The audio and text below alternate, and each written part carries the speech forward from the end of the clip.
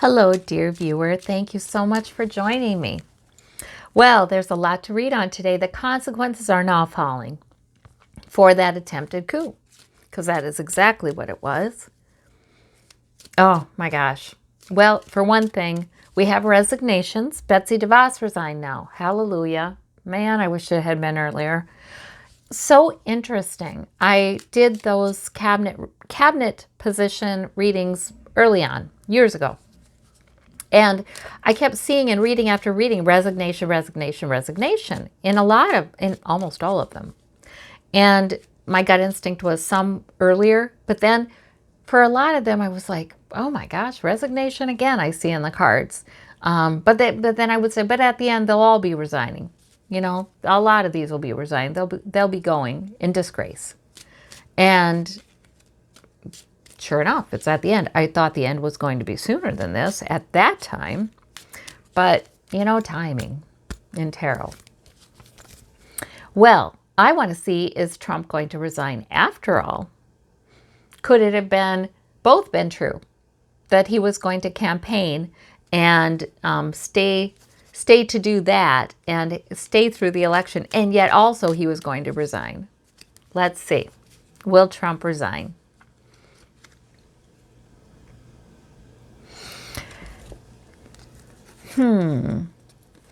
Well, he is constrained. He is watching and waiting. They are watching and waiting. He has been threatened. I believe he's been threatened. You know, there have been conversations. He's been threatened with legal action, with criminal charges. And that's why he read that statement. But the balance, the two parties and the balance. I think that the Democrats would like to see him pressured to absolutely resign. And of course, they've called for the 25th Amendment. But what does this Eight of Swords mean? Is it just mean that instead he's going to be all locked up and, you know, figuratively, like he won't be able to do anything? And they're going to be watching and waiting and seeing if they have to pressure him to resign. Let's see. A little more about this. Tower, Kamala, Page of Swords. She's going to say some things. She's going to say some things about prosecuting people, making sure people get prosecuted. And she's going to hint at Trump too.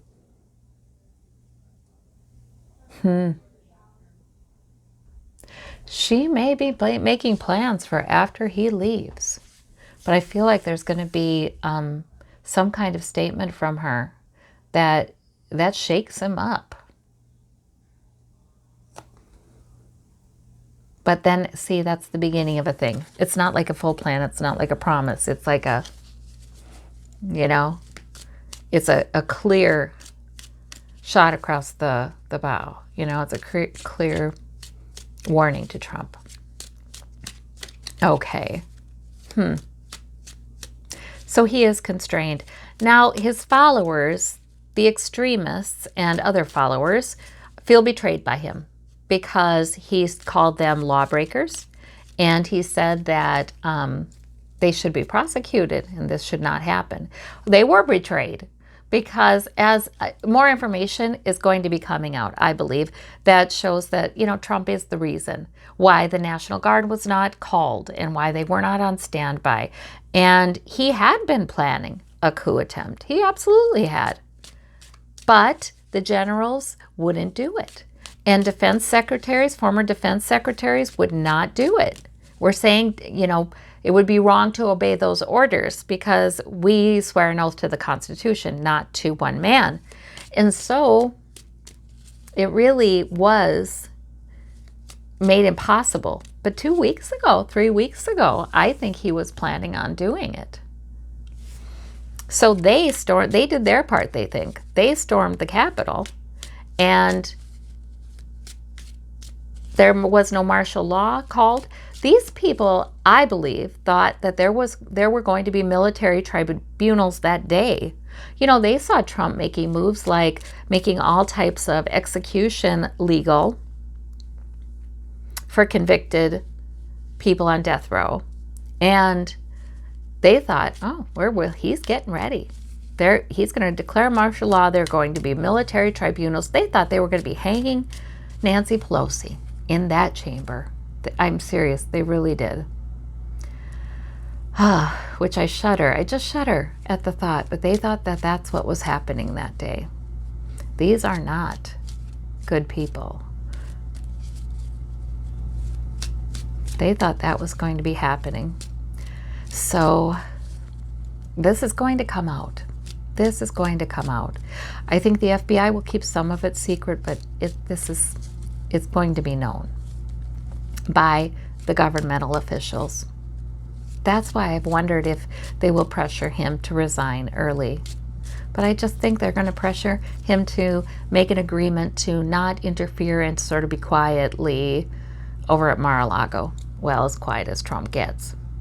His Twitter has been permanently suspended, as has his Facebook. Good. Well, now we get this at the bottom. The wheel is turning. New era. You know what, you guys? When this happened, I was heartsick. I was so, and I know a lot of you were too, to see the Capitol building overrun like that, to see it get that bad. But at the same time, what I was hearing was reminders of the different things that I've been told for the last few years about it's going to blow up really big, and there will be scary moments, but it will be all right. We will ride this out, but it has to blow up big for people to understand what a huge problem there is, and to bring in a new era of change. There was something about the rioters coming straight into the halls of Congress, straight into the Capitol building, and being a threat to Congress. I never want to see it again. I didn't want to see it this time, never ever want to see it again. But there was something about that. You know, you can't be in your own bubble denying this is occurring when it comes right to your doorstep. You know, you can't be in your own bubble denying that you're feeding this, inciting this, being part of the problem for the Republican senators who did object when it comes right to your doorstep. So there's going to be a lot of motivation to make change by Congress. Tons of motivation, finally. More agreement about changes to be made. So, yeah, that's it. It's all going to play its own part.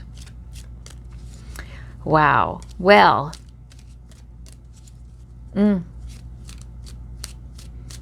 yeah. I guess that's a lesson for everybody. We've got to be careful. We're all, we all know what we know. It's important to understand what's going on with other people and care, Tower again.